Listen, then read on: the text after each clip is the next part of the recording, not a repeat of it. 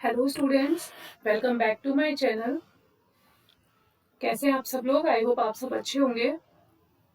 बच्चों, जैसा कि आपको पता है कि हम प्रीवियस ईयर क्वेश्चंस को डिस्कस कर रहे हैं अपकमिंग एग्जाम यूटेट 2024 के लिए, जिसमें हम 2021 2022 के पेपर 1 के सीडीपी के क्वेश्चंस डिस्कस कर चुके हैं। 30 क्वेश्चंस आते हैं हर सब्जेक्ट से।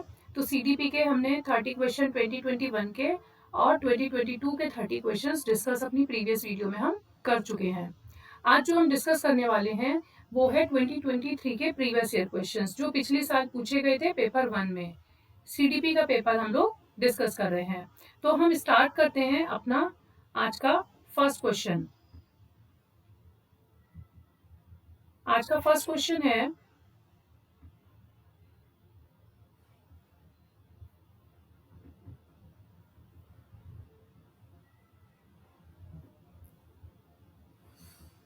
which of the following theory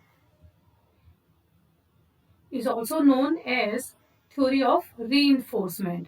reinforcement कौन सी इसमें से थ्योरी है? Which of the following theory is also known as theory of reinforcement? तो इसमें से आपको बताना है theory of enforcement की थ्योरी कौन सी है, कि किस सिद्धांत को हम पुनर्वलन के सिद्धांत के रूप में जानते हैं। तो वो जो होती है हमारी ऑपरेंट कंडीशनिंग होती है। थ्योरी ऑफ रीइंफोर्समेंट जिसको हम बोलते हैं वो क्या होती है? ऑपरेंट कंडीशनिंग थ्योरी को ही हम थ्योरी ऑफ रीइंफोर्समेंट बोलते हैं। Next question, classroom communication between teacher and student should be. जो टीचर और स्टूडेंट्स के बीच में कम्युनिकेशन होता है क्लासरूम में, वो कैसा होना चाहिए? ऑब्जेक्टिव सेंटर्ड होना चाहिए, स्टूडेंट सेंटर्ड होना चाहिए, टीचर सेंटर्ड या फिर टेक्स्ट बुक सेंटर्ड? जब भी इस तरीके की बात की जाए तो आपको ध्यान रखना है कि जो क्लासरूम का कम्युनिकेशन होता है वो आपको ऑब्जेक्टिव सेंटर्ड रखना है, मीन्स उद्देश्य केंद्रित रखना है, विद्यार्थी केंद्रित रखना है, टीचर सेंटर्ड रखना है या फिर टेक्स्ट बुक सेंटर्ड रखना है। सबसे पहले हमें जो टीचर और स्टूडेंट का जो कम्युनिकेशन होता है वो हमारा ऑब्जेक्टिव सेंटर्ड होना चाहिए, कि एग्जैक्टली हमारा टीचर का और स्टूडेंट का ऑब्जेक्टिव क्या है।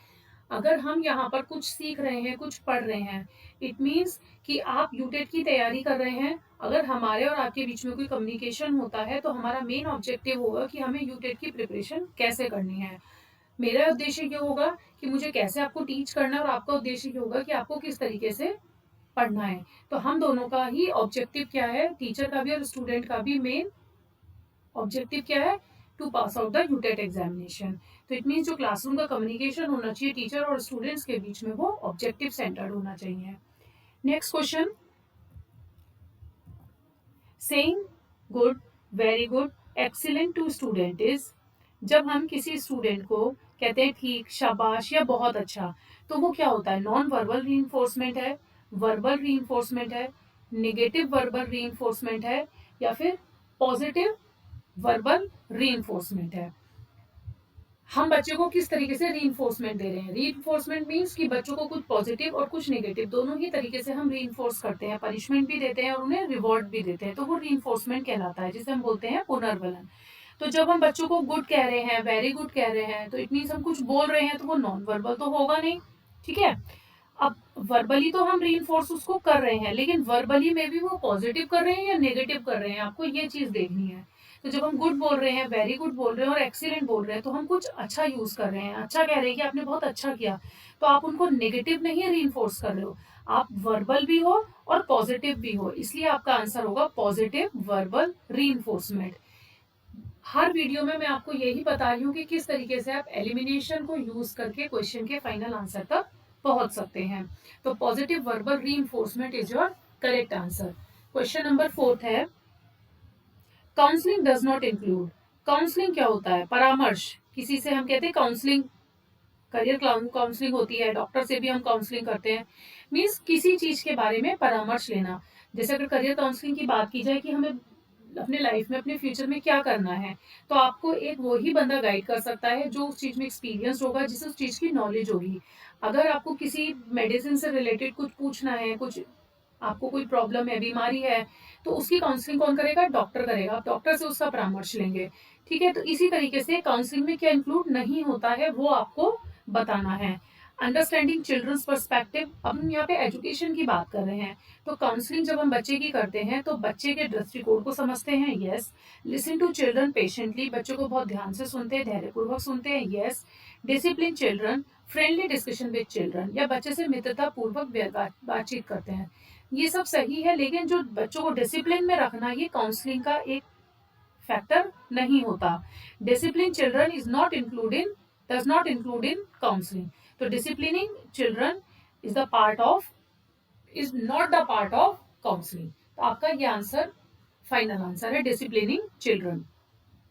Next question, in following who is the founder of play way method of teaching. Play way method of teaching के आपको फाउंडर बताने हैं कि किसने खेल शिक्षण विधि दी थी, तो वो थे फ्रोबेल। किसके द्वारा दी गई है play way method of teaching? ये डायरेक्ट आंसर्स हैं। आई होप आपको, अगर ये आपने पढ़ रखे होंगे तो आप एकदम से विद इन अ सेकेंड इसका आंसर कर देंगे। तो play way method of teaching के फाउंडर कौन है? फ्रोबेल। आई थिंक आपको क्लियर हुआ होगा who is the founder of play way method? Froebel. Next question है question number 6, development proceed from. Development कहाँ से स्टार्ट होता है? Specific to general, general to specific, simple to easy और complex to hard.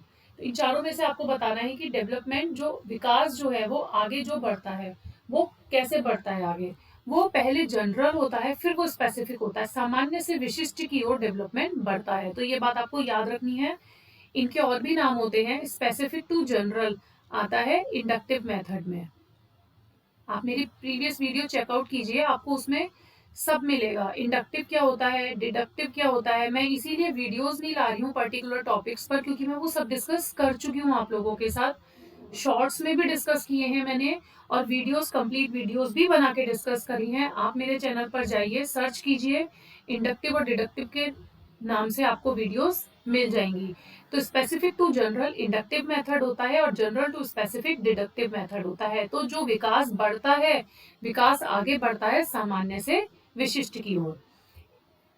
Next question, the most dynamic factor of social changes. Social change का जो सबसे dynamic factor है, आपको 4 ऑप्शन दिए हैं, पूछा जा रहा है कि कौन सा है? Caste, religion, education, government. तो सबसे ज्यादा जो डायनेमिक फैक्टर होता है सामाजिक परिवर्तन में, वो होता है education. Education is the dynamic factor of social change. Learners show individual differences, so a teacher should. शिक्षार्थी व्यक्तित्व भिन्नता को दर्शाते हैं, प्रदर्शित करते हैं, अतः शिक्षक को क्या करना चाहिए? अगर लर्नर्स अलग अलग अपने अपने इंडिविजुअल डिफरेंसेस को शो कर रहे हैं तो टीचर को क्या करना चाहिए? Provide a variety of learning experiences, insist on uniform pace of learning, enforce strict discipline, या फिर इंक्रीज नंबर ऑफ एग्जाम्स। देखिए, जब बच्चे अलग अलग डिफरेंसेस के क्लासरूम में होते हैं तो टीचर को जो है अपने एक्सपीरियंस के थ्रू जो आप उनको लर्निंग करा रहे हैं उसमें आपको वैरायटी प्रोवाइड करनी पड़ेगी, तभी बच्चे अच्छे से उन चीजों को सीख पाएंगे। तो सीखने के विविध अनुभवों को उपलब्ध कराना चाहिए एक टीचर को, क्योंकि अगर आप उनसे कहेंगे कि आप एक ही यूनिफॉर्म तरीके से, एक ही समान गति पर बल देंगे कि सब एक साथ एक जैसा ही सीखो, क्योंकि सबके इंटरेस्ट अलग है, सबके अपने अपने डिफरेंसेस है, तो हर कोई एक ही पेस में, एक ही यूनिफॉर्म पेस में रह के नहीं सीख सकते। स्ट्रिक्ट डिसिप्लिन लगाएंगे तभी बच्चा नहीं सीखेगा। और अगर आप बहुत ज्यादा एग्जाम्स लेंगे, जब भी बच्चा नहीं सीखेगा। बच्चा कब सीखेगा? जब उसे लर्निंग जो है वेराइटीज में मिलेगी, जब उसे कई तरीके के सीखने के अनुभव मिलेंगे, तभी वो उन चीजों से एक्सपीरियंस लेकर अच्छे से सीख पाएगा। तो option a is your correct answer. Next question है, the main aim of classroom teaching should be. Classroom की जो टीचिंग होनी चाहिए उसका मेन एम क्या होना चाहिए, आपसे ये पूछा जा रहा है। To train learners for vocation, to prepare them for higher classes, to facilitate learning, to develop self confidence. जब हम बच्चे को कुछ सिखाते हैं क्लासरूम में तो हमारा मेन एम यही होता है कि जो हम सिखा रहे हैं वो बच्चे को इजीली समझ में आ पाए और वो अच्छे से इजीली लर्न कर पाए उस चीज को। तो टू फैसिलिटेट लर्निंग जो होती है, मेन एम होता है क्लासरूम टीचिंग का। आप उसे रोजगार के लिए तैयार करें, या हायर क्लासेस के लिए तैयार करें, या फिर आत्मविश्वास उनके अंदर विकसित करें, ये सब चीजें भी कंसीडर करते हैं हम क्लासरूम टीचिंग में। लेकिन जो हमारा मेन एम होता है वो होता है टू फैसिलिटेट लर्निंग। जब तक बच्चा सीखेगा नहीं तब तक बच्चा और बाकी कामों में इन्वॉल्व नहीं हो सकता। उसका सेल्फ कॉन्फिडेंस भी तभी बिल्डअप होगा जब वो सीख लेगा। अगर आपको आज जो मैं क्वेश्चंस करा रही हूँ, आपको अगर वो समझ में आ गए, कोई टॉपिक आपको सिखाया जा रहा है और आपको वो टॉपिक समझ में आ जाए, तभी आपका उसके बाद कॉन्फिडेंस डेवलप होगा। उसके बाद आप जब कुछ अच्छा करेंगे तो हायर क्लासेस में भी जाएंगे, हायर क्लासेस के बाद आपको रोजगार भी मिलेगा। लेकिन सबसे पहले आपको क्या करना है? To facilitate learning. तो टीचिंग जो होनी चाहिए क्लासरूम की, उसका मेन एम यही होना चाहिए कि अधिगम को सुगम बनाना। Next question, the quality of schools education is exclusively depending upon. तो आपसे पूछा जा रहा है कि जो स्कूल की एजुकेशन की क्वालिटी है, स्कूल की शिक्षा की जो गुणवत्ता है, विशेष रूप से किस पर निर्भर करती है? बुनियादी ढांचा सुविधाओं पर, वित्तीय प्रावधान पर, अंतर्राष्ट्रीय समर्थन पर, या फिर शिक्षक शिक्षा की गुणवत्ता पर? जो स्कूल की एजुकेशन होती है उसकी क्वालिटी डिपेंड करती है the quality of teacher education. International support, it's not dependent on school education. Financial provision, it's not mandatory. Infrastructure facility is not a quality of school education.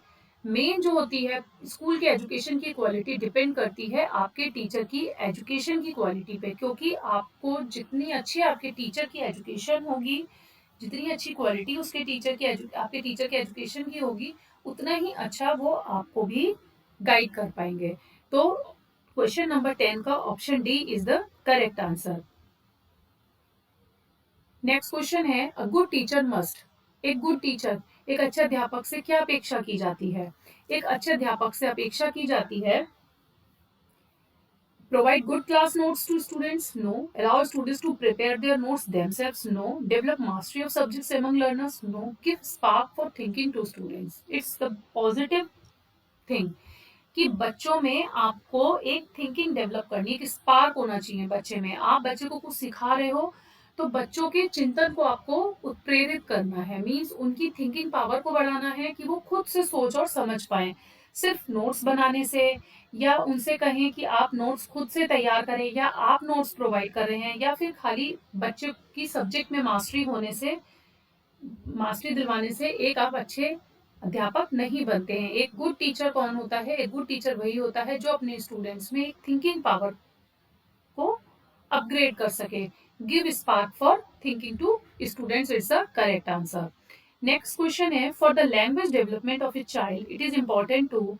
जब हम किसी भी बच्चे की लैंग्वेज डेवलपमेंट पर काम करते हैं तो उसके लिए क्या इंपॉर्टेंट है? Give practice for writing, reading, speaking and listening, give them opportunities to express their thoughts, organise activities for developing language skills, all of the above. तो इसका जो आंसर होगा वो होगा ऑल ऑफ द अबव। कैसे? जब हम किसी बच्चे की लैंग्वेज पे काम कर रहे हैं, लैंग्वेज बच्चे को सिखा रहे हैं, तो बच्चा लैंग्वेज कैसे सीखता है? उसकी राइटिंग, रीडिंग, स्पीकिंग और लिसनिंग, ये चारों स्किल्स बहुत अच्छे से तैयार होने चाहिए। क्योंकि वो जो बोल रहा है, वो क्या सुन रहा है, क्या बोल रहा है, क्या लिख रहा है और क्या पढ़ रहा है, ये चारों चीजें की प्रैक्टिस जितनी अच्छी होगी उसकी लैंग्वेज पर उतनी ही अच्छी कमांड होगी, और उसकी लैंग्वेज का हम अच्छे से डेवलपमेंट भी कर पाएंगे। और उसके थॉट्स को एक्सप्रेस करने के लिए उन्हें अपॉर्चुनिटीज देनी चाहिए। और जो उनकी लैंग्वेज स्किल्स हैं, ऑर्गेनाइज द एक्टिविटीज, इस तरीके की एक्टिविटीज को ऑर्गेनाइज करें आप, ताकि उनकी लैंग्वेज स्किल्स को डेवलप कर पाए। जैसे कि डिबेट्स होती हैं, ग्रुप डिस्कशंस होते हैं, क्लासरूम्स में पर्टिकुलर टॉपिक पे हम डिस्कशन करवाते हैं बच्चों से, तो उससे कहीं ना कहीं उन्हें एक प्लेटफॉर्म मिलता है अपने लैंग्वेज स्किल्स को डेवलप करने के लिए। तो इन एक्टिविटीज के थ्रू हम बच्चों के अंदर लैंग्वेज डेवलपमेंट कर सकते हैं। नेक्स्ट क्वेश्चन है, a statement generally girls are poor in science. एक स्टेटमेंट दी गई है आपको कि जो गर्ल्स होती हैं वो साइंस में पुअर होती हैं। तो इस स्टेटमेंट का क्या मीनिंग है? क्या ये ट्रू जजमेंट है, अ जेंडर बायस जजमेंट है, अ रिसर्च बायस जजमेंट है, या फिर ऑल ऑफ द अबव है? देखिए, ये जो होता है ना, जनरली गर्ल्स, यहाँ पर बात हो रही है सिर्फ गर्ल्स की, कि गर्ल्स साइंस में पुअर होती हैं। ये ऐसा कुछ नहीं है, ये एक स्टीरियोटाइपिंग है। स्टीरियोटाइप बना दिया आपने कि गर्ल्स साइंस में पुअर होती हैं, बट ऐसा नहीं है। तो ये जो स्टेटमेंट आपको बता रही है वो क्या बता रही है? एक ये जजमेंट जो है ये जेंडर बायस जजमेंट है, जिसको हम बोलते हैं लैंगिक पूर्वाग्रह पर आधारित धारणा है। तो B is your correct answer. Question number 14 है the stage from 2 to 6 years is called. अब जो 2 से 6 साल तक के बच्चे होते हैं वो किस स्टेज में आते हैं, आपसे ये पूछा जा रहा है। तो वो उनकी जो होती है वो पूर्व बाल्यावस्था होती है, प्री चाइल्डहुड जिसको हम बोलते हैं। इन्फेंसी जो 0 to 2 ईयर्स में आती है, ठीक है, 0 to 2 ईयर्स में आपकी इन्फेंसी आती है। प्री चाइल्डहुड आपका 2 to 6 ईयर्स में आता है। देन लेटर चाइल्डहुड आपका 6 to 11 ईयर्स में आता है। एंड देन 11 टू मोर आगे की जो एज होती है वो एडल्सेंस में आती है। तो इस तरीके से आपकी ये चारों स्टेजेस डिफाइन की गई हैं। तो जो 2 to 6 ईयर्स के बच्चे हैं वो किस में आते हैं, प्री चाइल्डहुड में, जिसको हम बोलते हैं पूर्व बाल्यावस्था। आज हम 14 क्वेश्चंस डिस्कस करेंगे। नेक्स्ट क्वेश्चन हम अपनी नेक्स्ट वीडियो में डिस्कस करेंगे। 16 क्वेश्चंस और बचते हैं इसमें अभी। आई होप आपको समझ में आ रहा होगा क्वेश्चंस का लेवल कैसा रहता है, क्वेश्चंस किस तरीके से पूछे जाते हैं। तो आपको बहुत ध्यान से क्वेश्चन पेपर को सॉल्व करना है। एलिमिनेशन ट्रिक लगाइए, जिस तरीके से मैं आपको बता रही हूँ एलिमिनेशन ट्रिक लगाएंगे तो आपको अच्छे से क्वेश्चन के आंसर तक आप पहुंच पाएंगे। क्योंकि कहीं ना कहीं 70 to 80% क्वेश्चन का आंसर क्वेश्चंस में ही छुपे होते हैं। ये बात मैं आपको पहले भी बता चुकी हूँ। अगर आपने बहुत अच्छे से स्टडी करी है, आपके टॉपिक्स क्लियर हैं, कॉन्सेप्ट्स क्लियर हैं, और आपने क्वेश्चंस की जितनी ज्यादा प्रैक्टिस करेंगे, जितनी ज्यादा कमांड आप उसमें कर पाएंगे क्वेश्चंस में, तो उतना ही कम समय में आप सही क्वेश्चन एग्जाम में करके आ पाएंगे। ये छोटी छोटी सी टिप्स हैं जो मैं आपको अपनी हर वीडियो में देती रहूंगी। अगर आपको मेरी वीडियोस पसंद आ रही हैं तो लाइक, शेयर एंड सब्सक्राइब करना मत भूलिएगा। Thank you for watching.